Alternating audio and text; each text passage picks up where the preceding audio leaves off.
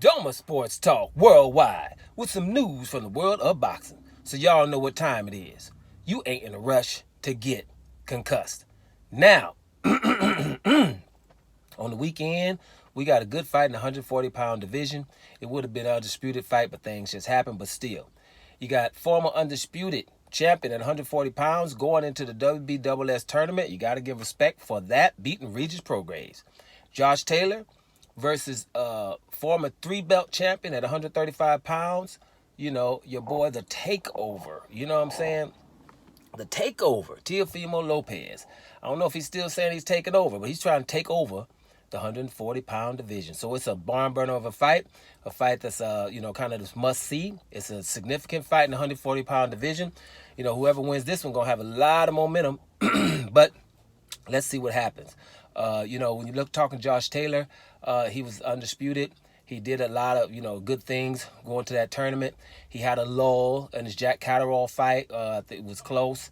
I need to watch it again to see if Jack Catterall won. A lot of times it's expectations when you're going through things like that.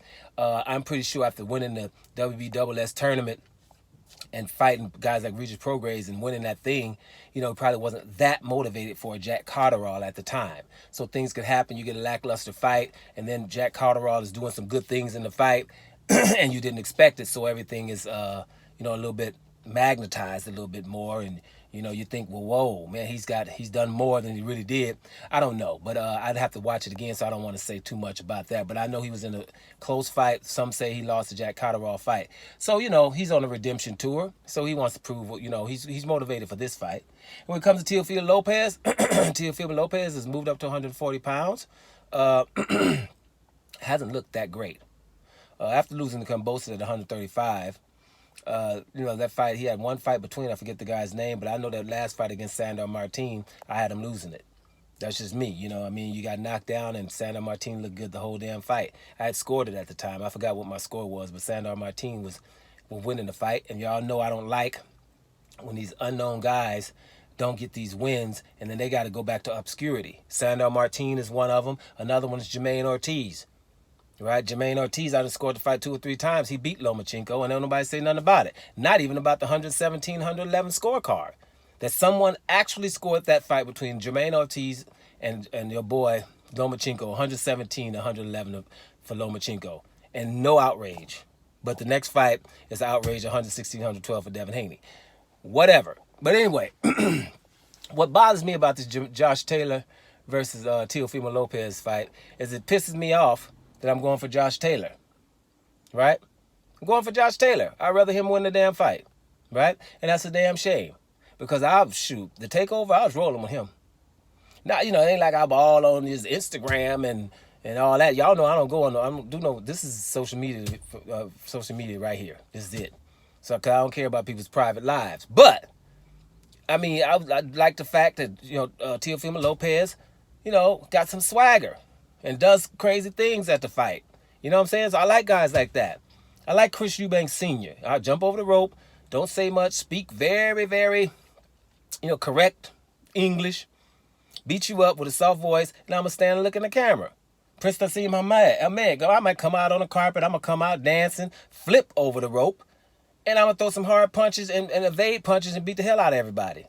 People talking smack because he lost the fight to Barrera. So what? I did all that entertainment before I lost to Barrera. Get out of my face. Awesome. I like fighters like that. Chris Eubank Jr. You see how the way he stopped yielding him and then stood over him? And it's a lot of flamboyant fighters. Hector Camacho. You know what I'm saying? Pernell Whitaker. He wasn't so flamboyant, but you ain't hitting me. Just people that do Roy Jones Jr. You know what I'm saying? Why forget him? I like them flamboyant fighters, to do a little bit of extra. It's entertainment, so or either I'm going to hate some that might do something I don't like them, but they bring emotion. So Teofimo Lopez coming out here, handling his business, right, and knock somebody out and then flip when he finished, I was down with that. But then, it's funny that you could do so many things to just get me off of you, because the first thing you do, I ain't that's it, that's it right there. You can't just do that unless it's something really, really ridiculous. But after that, it's a young man, give him a shot. He's gonna make some mistakes. A young guy, whatever. I forgive people in a heartbeat. But I didn't really like the fact that embracing the franchise title thing, right? Because the franchise title was extremely egregious. It was an evil thing to do that to Jamal Charlo, and after he has 3 interim fights, and let Canelo get away with make something new and don't have a damn description of it. Can't even explain what the hell it is. Just, it's Jamal Charlo ain't fighting Canelo, so we coming up with something. Obviously, right? And then say it's not transferable, but then give it to Lomachenko. And then say, okay, you know, it's not transferable, but then he wins it. Teofimo Lopez wins it from Lomachenko. All of that crap right in front of our eyes. And all of the boxing pundits that's been in boxing forever embrace that piece of doo-doo. Something that ridiculously egregious.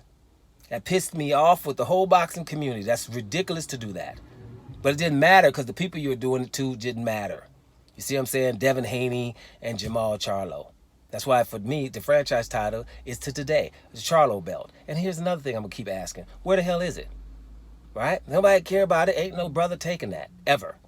See? So anyway, to embrace that kind of irked me, man, with a boy. And knowing that the reason they did it was so Lomachenko don't have to fight Devin Haney. Right? And then act like Devin Haney's belt is nothing. Right? And then call him the email champ. And he was doing the things the right way. When you do stuff like that, guys, I'm just telling y'all straight the hell up, I'm a justice first kind of guy. Straight up, it don't matter. I'll give you an example so you can kind of know how much justice means. Now, y'all know I'm from LA. Grew up in Inglewood, right? Right around the corner from the Forum. Fabulous Forum at the time, right? So LA Lakers all day, every day. Now, it was a funny thing. My emotions was kind of funny this year in the playoffs because what the Lakers, LA, and the press did with Russell Westbrook, a guy who saved 4 regular seasons and averaging a triple-double at 6'3", rebounding the ball like we've never seen ever, start acting like he's stat packing, but everybody else is getting the triple-double isn't, right? Of course your team is going to help when you might average one at 6'3". You told him he couldn't pass the ball, and then he averaged over 10 assists in how many seasons? He can't shoot. He's Westbrook, but I've led the league in scoring, right? The reason why his teammates get out of the way when he's rebounding the ball is because, damn it, if I rebound the ball, y'all gonna have to fill the lane and we running up in here because can't none of y'all shoot, so we don't have time for no half-court set. We need to get in transition. Everybody understands basketball knows that, every pundit. But went along with we gonna say Westbrook. And he can't play with LeBron. Damn it, LeBron, get on the damn. You get off the ball for a minute, and you can take the ball in the last 5 minutes of the game. Let me run. And then when LeBron hurt all the time and street clothes, Anthony Davis was never there, they would ask Westbrook to win with me, you, and a couple of partners you got. And ask him to win the damn game. You see what I'm saying? With G Leaguers and stuff. You see what I'm saying? Baddest one was Monk. I ain't gonna lie about that. But other than that, we were hard pressed. But he wasn't winning, and he was there all the time. Give a guy like that a bad press like that, I just couldn't be with it. So in my heart this year, when the Lakers was playing Denver and stuff, I wasn't even mad. I forgot the team they played in the first round, Memphis. Memphis playing with nobody on the court. John Morant hurt. Steven Adams ain't there, and the other one, Clark, and them, they was trying to play. I was going for the Lakers, but not really, man, because it was unjust what they did to Westbrook. So that's what I'm saying, how deep justice runs for me. Now, going back to Teofimo Lopez, I'm like, dude, I like you, man, but you can't roll like that. You know what I'm saying?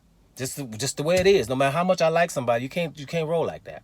It's justice first, right? So that's just the problem there. And Josh Taylor, you know, I was going to do this video earlier, mess around, watch another video from one of my favorite uploaders, and find out Josh Taylor done got some racist issues going on, right? But the only problem I got with that is, listen, 50% of white people got racist issues. Hate to be honest, but listen, look at America.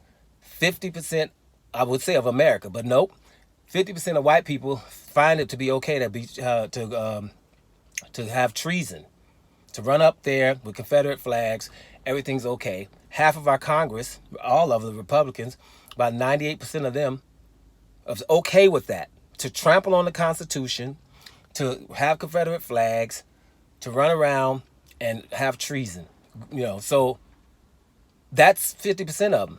So at some point, you just got to be like, hey, your friend's friend is racist. It's just what category? Is it kind of racist, very racist, or extremely racist? But he's going to have a little bit in him. It's just the way it is. We got to look at the numbers. We don't have to, it's nothing I'm just saying here. It's just the way it is. They got to get that together. Right? So Josh Taylor got some issues, but right now, even with them issues, right now, I'm going for Josh Taylor to beat Teofimo Lopez, and I'm telling y'all, like I said in the title, it's pissing me the hell off. Doma Sports Talk Worldwide, and I'm up out of here, y'all.